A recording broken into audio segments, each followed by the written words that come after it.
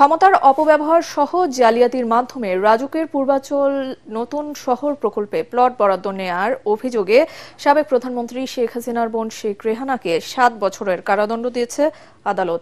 তার মেয়ে British MP tulip Rizwana সিদ্দিককে 2 বছরের কারাদণ্ড এবং শেখ হাসিনা সহ বাকি 15 আসামিকে 5 বছরের কারাদণ্ড দিয়েছে আদালত। ঢাকার 4 নম্বর বিশেষ জজ রবিউল আলম এই রায় দেন। এছাড়া প্রত্যেক আসামিকে 1 লাখ টাকা করে জরিমানা অনাদায়ে আরো 6 মাসের বিনাশ্রম কারাদণ্ড দিয়েছেন আদালত। বিস্তারিত হুমায়ুন চিশতির রিপোর্টে। রাজুকের পূর্বাচল নতুন শহর প্রকল্পের প্লট জালিয়াতির চতুর্থ মামলার রায়ের নির্ধারিত দিনে সকাল 11:30টায় আদালতে তোলা হয় গ্রেফতার থাকা একমাত্র আসামি খুরশিদ আলমকে। এরপর রায়ের সংক্ষিপ্ত অংশ পড়া শুরু করেন বিচারক। সব আসামির বিরুদ্ধে দুদকের অভিযোগ প্রমাণিত হওয়ায় শেখ রেহানাকে 7 বছর, তার মেয়ে টিউলিপ সিদ্দিককে 2 বছরের কারাদণ্ড দেন আদালত। এছাড়া শেখ হাসিনা সহ বাকি 15 আসামিকে 5 বছর করে কারাদণ্ড দেওয়া হয়েছে। আজকে আদালত রায় দিয়েছেন শেখ রেহানাকে 7 বছরের কারাদণ্ড দিয়েছেন এবং আরও 1 লক্ষ টাকা জরিমানা অনাদায়ে আর 6 মাসের জেল। আর তার মেয়ে টিউলিপ সিদ্দিকি তাকে 2 বছরের কারাদণ্ড দিয়েছেন, 1 লক্ষ টাকা জরিমানা আর অনাদায়ে 6 মাসের কারাদণ্ড। আর শেখ হাসিনা সহ তাদের সবাইকে 5 বছরের কারাদণ্ড এবং 1 লক্ষ টাকা করে জরিমানা অনাদায়ে আরও 6 মাসের জেল। মা রেহানা ও ভাই বোনকে প্লট বরাদ্দ দিতে খালা সাবেক প্রধানমন্ত্রী শেখ হাসিনাকে প্রভাবিত করেন ব্রিটিশ এমপি টিউলিপ সিদ্দিক। এ বিষয়ে সাবেক প্রধানমন্ত্রীর একান্ত সচিব সালাউদ্দিন সহ 2 জন আদালতে স্বীকারোক্তি দিয়েছেন। টিউলিপ সিদ্দিকি তার খালাকে এই কথা বলেই প্রভাবিত করেছিলেন যে যেহেতু আপনি 3টি প্লট নিয়েছেন, আমার মা এবং ভাই বোনদেরকেও 3টি প্লট দিতে হবে। এই বিষয়গুলা আমরা গণভবনের কর্মকর্তা কর্মচারী 2 জন সাক্ষী দিয়েছে। সাবেক প্রধানমন্ত্রী যে একান্ত সচিব ছিল সালাউদ্দিন সাহেব, তার মাধ্যমে ও প্রভাবিত করেছে। এই সাজার বিষয় আমাদের কমিশনকে অবহিত করব। কমিশন বাংলাদেশ সরকারের সাথে কমিউনিকেট করবেন এবং বাংলাদেশ সরকার পরবর্তীতে ব্রিটিশ সরকার বা আসামিরা যে আসামি দেশে আছে, পলাতক আছে, সেই সব দেশের সরকারের সাথে কমিউনিকেট করবে। সাজা পরোয়ানা আপনারা পাঠাবেন? ইয়েস, আমরা তো সাজা পরোয়ানা অবশ্যই পাঠাবো। টিউলিপ সিদ্দিক ব্রিটিশ এমপি হওয়া সত্ত্বেও উনি একদিকে বাংলাদেশের নাগরিক, একদিকে ব্রিটিশ নাগরিক।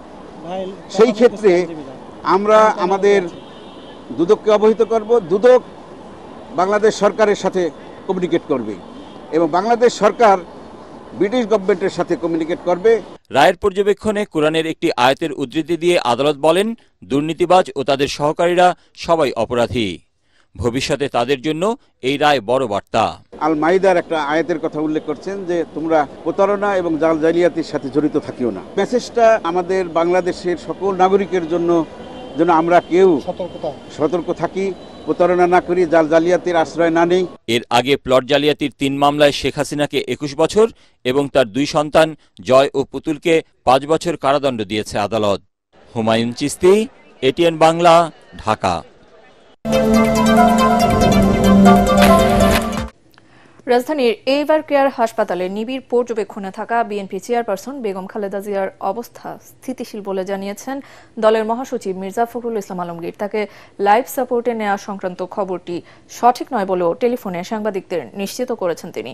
এদিকে খালেদা জিয়ার চিকিৎসায় 5 সদস্যের চীনা মেডিকেল টিম এভার কেয়ার হাসপাতালে পৌঁছেছেন।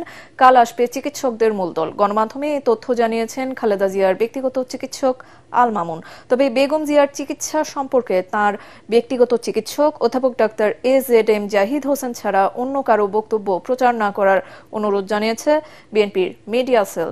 খালেদা জিয়ার চিকিৎসার বিষয়ে কোনো সিদ্ধান্ত হলে দলের পক্ষ থেকে তাৎক্ষণিকভাবে জানানো হবে বলে জানানো হয় মিডিয়া সেলের পক্ষ থেকে। বিএনপির চেয়ারপারসন বেগম খালেদা জিয়া রাজধানীর এভার কেয়ার হাসপাতালে চিকিৎসকদের নিবিড় পর্যবেক্ষণে রয়েছেন।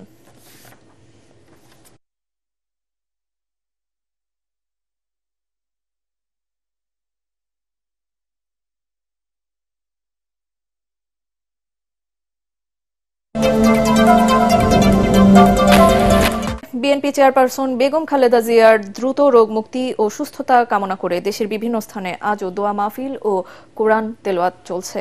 বরিশালে জেলা বিএনপি আয়োজিত দোয়া অনুষ্ঠানে অন্যান্যের মধ্যে উপস্থিত ছিলেন বরিশাল 5 আসনের দলের মনোনীত সংসদ সদস্য প্রার্থী ও চেয়ারপারসনের উপদেষ্টা মুজিবুর রহমান সরওয়ার। দোয়া ছাড়াও দলীয় কার্যালয়ে কোরআন খানি অনুষ্ঠিত হয়। বগুড়ায় কোরআন খতম, দোয়া মাহফিল ও এতিমদের মাঝে খাবার বিতরণ করা হয়েছে। শহরের স্টেশন রোডের বায়তুর রহমান সেন্ট্রাল মসজিদে আয়োজিত অনুষ্ঠানে জেলা বিএনপির সাবেক সভাপতি সাইফুল ইসলাম সহ বিভিন্ন মাদ্রাসার 4 শতাধিক কোরআনের হাফেজ ও সাধারণ মুসল্লিরা উপস্থিত ছিলেন। খালেদা জিয়ার সুস্থতায় দিনাজপুর সদরে দোয়ার আয়োজন করে জিয়া পরিষদ। জেলা বিএনপির সভাপতি অ্যাডভোকেট মোজাফফর হোসেন দুলাল ও জিয়া পরিষদের সভাপতি মোহাম্মদ মামুনুর রশিদ সহ বিপুল সংখ্যক নেতাকর্মী এ সময় উপস্থিত ছিলেন। রংপুরের কাউনিয়া উপজেলার হারাগাছে দোয়ার আয়োজন করেন পীরগাছা কাউনিয়া আসনে বিএনপি মনোনীত প্রার্থী এমদাদুল হক ভরসা। অনুষ্ঠানে খালেদা জিয়ার দ্রুত সুস্থতা কামনা করেন নেতাকর্মীরা। সব মশার বিরুদ্ধে সুরক্ষা দিতে এলো বসুন্ধরা এক্সট্রিম অ্যারোসল, মশার বিরুদ্ধে এক্সট্রিম সুরক্ষা। বিএনপির ভারপ্রাপ্ত চেয়ারম্যান তারেক রহমানের দেশে ফিরতে আইনি বাধা থাকলে সব ধরনের সহায়তা করবে সরকার। তার নিরাপত্তা নিশ্চিতে ব্যবস্থা নেওয়া হয়েছে বলে জানিয়েছেন আইন উপদেষ্টা ডক্টর আসিফ নজরুল। তিনি বলেন, তারেক রহমান কখন ফিরবেন সে বিষয়ে খালেদা জিয়ার নির্দেশনা আছে কিনা সেটা জানা নেই, এটা তাদের পারিবারিক বিষয়। রিপোর্টে জানাচ্ছেন মাহবুব কবির চপল। 2007 সালে সেনা সমর্থিত সরকার দায়িত্ব নেয়ার পর গ্রেফতার হন তারেক রহমান। কারাগারে ব্যাপক নির্যাতনের শিকার হন তিনি। 1.5 বছর পর মুক্তি পেয়ে 2008 সালের 11 সেপ্টেম্বর সপরিবারে লন্ডন যান বিএনপির এই নেতা। আওয়ামী লীগ ক্ষমতায় আসার পর তারেক রহমানের বিরুদ্ধে 75টি মামলা হয়। যাবজ্জীবন সাজা হয় 21 আগস্ট গ্রেনেড হামলা মামলায়। ফলে তার দেশে ফেরা অনিশ্চিত হয়ে পড়ে। তখন কিন্তু আমিও সেই সমস্যার মধ্যে পড়ে যাব। নানা প্রতিকূলতার মাঝেও সেখান থেকে 16 বছর দল পরিচালনা করেন তিনি। 2024 সালের 5ই আগস্ট আওয়ামী লীগ সরকার পতনের 15 মাস পরও তারেক রহমান দেশে না ফেরায় আলোচনার সৃষ্টি হয়। বিশেষ করে তার মা সাবেক প্রধানমন্ত্রী বেগম খালেদা জিয়ার গুরুতর অসুস্থতার সময়ও। এমন পরিস্থিতিতে ফেসবুকে পোস্ট দিয়ে তারেক রহমান জানান, দেশে ফেরা তার একক সিদ্ধান্তের উপর নির্ভর করছে না। এতে গুঞ্জন ছড়িয়ে পড়ে তিনি কি দ্বৈত নাগরিক নাকি নিরাপত্তার শঙ্কা রয়েছে। আইন উপদেষ্টা বলছেন, বিএনপির ভারপ্রাপ্ত চেয়ারম্যান দেশে ফিরতে চাইলে আইনি সহায়তা দেবে সরকার। আমাদের অনেকে ধরনের মন্তব্য করে থাকি যে উনি কেন আসছেন না, এই সমস্ত প্রশ্ন তুলি। আমার কাছে এই সমস্ত প্রশ্ন তোলা খুব অরুচিকর মনে হয়। এটা মা ছেলের সম্পর্ক। বেগম খালেদা জিয়ার কোনো ইনস্ট্রাকশন আছে কিনা বা এখানে ব্যক্তিগতভাবে তারেক রহমানের কোনো রকম চিন্তা আছে কিনা সেটা তো প্রিজাজ করার বা সেটার ব্যাপারে কমেন্ট করার আমার কাছে রুচিকর মনে হয় না। আসিফ নজরুল বলেন, তিনি কখন দেশে ফিরবেন সে বিষয়ে সরকারের কোনো হাত নেই, এটা মা ছেলের বিষয়।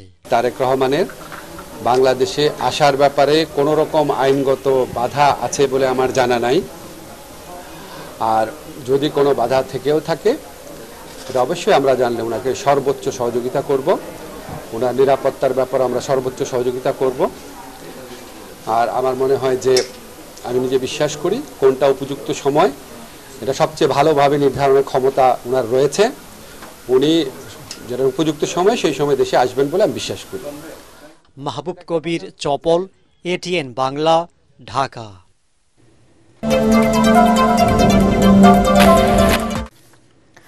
বিএনপির ভারপ্রাপ্ত চেয়ারম্যান তারেক রহমান চাইলে যে কোনো সময় ভোটার হতে পারবেন বলে জানিয়েছেন নির্বাচন কমিশনের জ্যেষ্ঠ সচিব আক্তার আহমেদ।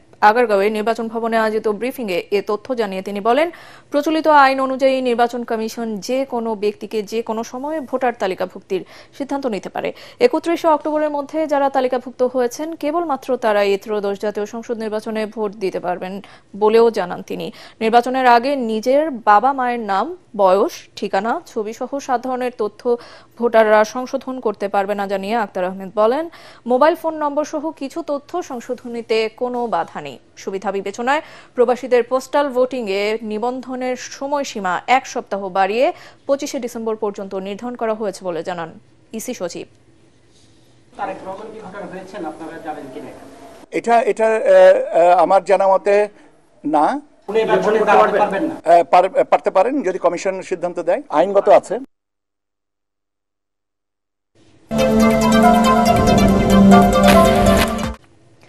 দেশে অবাধ ও সুষ্ঠু নির্বাচনের সুযোগ সৃষ্টি হয়েছে জানিয়ে বিএনপি মহাসচিব মির্জা ফখরুল ইসলাম আলমগীর বলেছেন, রাষ্ট্র পরিচালনার দায়িত্ব পেলে একমাত্র বিএনপি দেশ করতে সক্ষম। জনগণের সেই আস্থা আছে বলেই বিএনপিতে যোগদানের জোয়ার উঠেছে।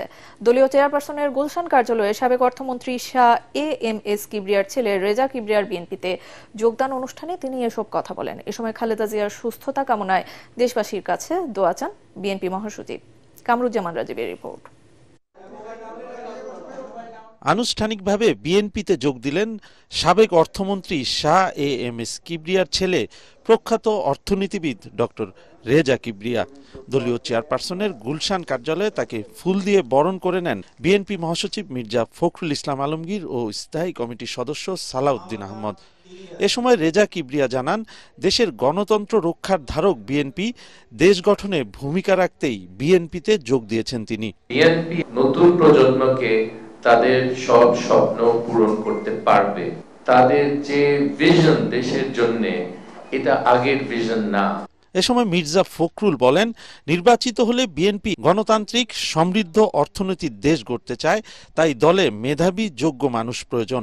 সালাউদ্দিন আহমদ জানান, অগ্রচিন্তার মানুষদের নিয়ে বাংলাদেশের আগামীর ভবিষ্যৎ বিনির্মাণ করবে বিএনপি।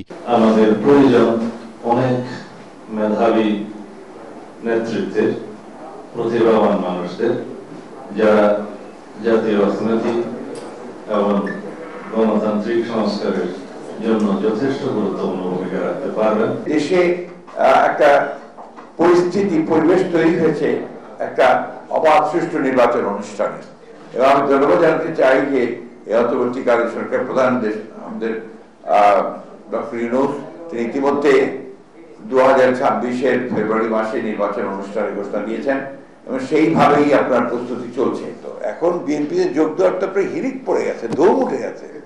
কারণ হচ্ছে যে বিএনপি এখন একমাত্র দল যারা জনগণ মনে করছে যে সামনে সরকার গঠন করতে পারলে তারা দেশে সত্যিকার অর্থেই একটা গণতান্ত্রিক একটা পরিবেশ তৈরি করতে পারবে এবং অর্থনীতি সমৃদ্ধ হবে। হাসপাতালে চিকিৎসাধীন বিএনপি চেয়ারপারসন বেগম খালেদা জিয়া যেন সুস্থ হয়ে দ্রুত সবার মধ্যে ফিরে আসতে পারেন, দেশবাসীর কাছে সে দোয়া কামনা করেন মির্জা ফখরুল। তিনি অসুস্থ এবং আমাদের চিকিৎসকরা কাজ করছেন, আপ্রাণ চেষ্টা করছেন, দেশি বিদেশি সমস্ত চিকিৎসকদেরকে যুক্ত রেখেই তারা চিকিৎসাটা করছেন।